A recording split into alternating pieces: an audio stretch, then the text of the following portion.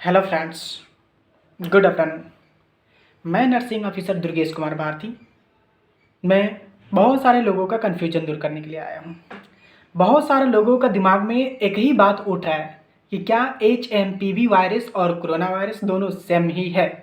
तो जी हाँ दोस्तों, नहीं, दोनों सेम नहीं है, दोनों में काफ़ी डिफरेंट है। हाँ, ये मान सकते हैं कि काफ़ी स्तर तक यह दोनों सेम ही है, लेकिन कोरोना वायरस में यह हमारे रिस्पायरेटरी सिस्टम यानी कि सांस को प्रभावित करता था। ये एकदम से सांस को रोक देता था और ऑक्सीजन की ज़रूरत पड़ती थी, लेकिन HMPV वायरस में ऐसा नहीं है। यह पहले धीरे धीरे सांस को प्रभावित कर रहा है, यह गले में घरघराहट पैदा कर रहा है, यह अस्थमा और निमोनिया के जैसे लक्षण उत्पन्न कर रहा है, फिर यह उससे संक्रमित व्यक्ति को प्रभावित कर रहा है।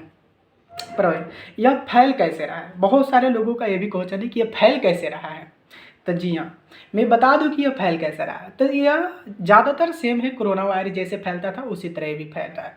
जैसे संक्रमित व्यक्ति के संपर्क में आने से, या आप उसे हाथ मिला रहे, या उसके छींकने खांसने से भी यह फैल रहा है, या दूषित वस्तु को आप हाथ लगा रहे हैं, या दूषित भोजन कर रहे हैं, या दूषित पानी का आप ग्रहण कर रहे हैं, तो उसे भी यह फैलने की संभावना हो रही है।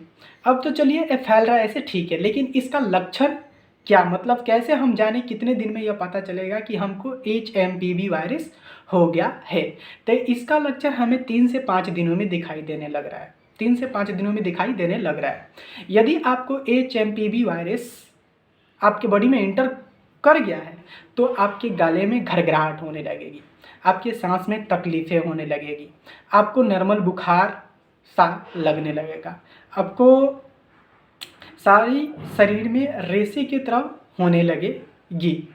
अब हमें ऐसे कैसे मतलब बचाव कर सकते हैं? तो जी हाँ, हम इसे बच सकते हैं यदि हम सोशल डिस्टेंसिंग बना के रखें, तो एक दूसरे से हाथ मिलाने से बचे, तो हम कहीं भी जाए भीड़ भड़ाके में तो हम मास्क का उपयोग करें, तो हम इस वायरस से बच सकते हैं। हम दूषित भोजन खाने से बचे तो इस वायरस से बच सकते हैं। हम किसी संक्रमित जगह पे ना जाए, हम ज़्यादा भीड़ वाले जगह पर नहीं जाए, तो इस बीमारी से हम बच सकते हैं।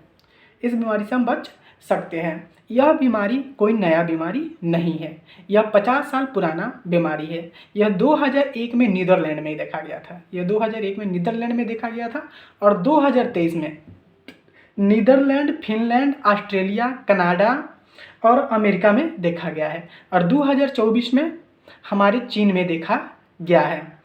अब इसे आपको ज़्यादा पैनिक होने की ज़रूरत नहीं है, यानी आपको ज़्यादा घबराने की ज़रूरत नहीं है, क्योंकि चीन के हालातों को देखते हुए भारत सरकार ने भी सारे बंदोबस्त कर लिया है और सतर्क हो गया है, इसलिए आपको घबराने की ज़रूरत नहीं है। अब एक सवाल और मन में उत्पन्न हो रहा है सारे लोग को कि क्या इसका वैक्सीन मतलब उपलब्ध है? तो नहीं, अभी तक इसका कोई दवा उपलब्ध नहीं है।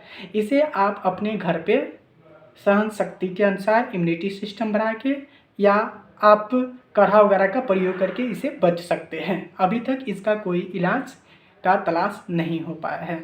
धन्यवाद दोस्तों।